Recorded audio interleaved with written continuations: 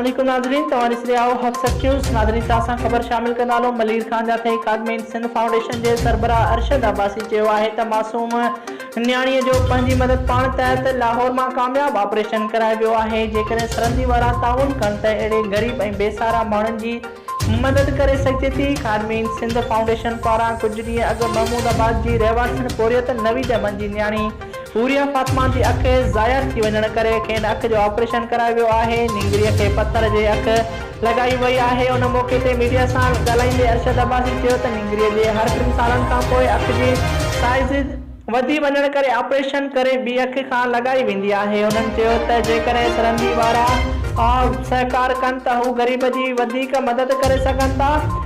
SOT निंगरी Huriya Fatima जी वालिद नवीद अहमद जो चवणु हो त हू पोरियो करे पंहिंजे कुटुंब जो पेट पाले थो ऐं गुरबत सबबु न्याणी जो इलाज न पियो कराए सघे। उन्हनि चयो त हू ख़ादमीन सिंध फाउंडेशन जा थोराइता आहिनि जिन फेसबुक ते मुंहिंजी अपील वारी पोस्ट ॾिसी राब्तो कयो ऐं निंगरीअ जो लाहौर मां इलाज करायो। एसओटी ज़रूरु न ॻाल्हि जी आहे त जेकॾहिं सरहदी वारा बि हिन ख़ैर जे कम में बिना कंहिं ज़कात बात रंग ऐं नस्ल जे ग़रीबनि जी मदद लाइ पंहिंजो अहम किरदारु अदा कनि त घणे भागी ग़रीबनि खां अहसास महरूमी ख़तमु थी वञे थी।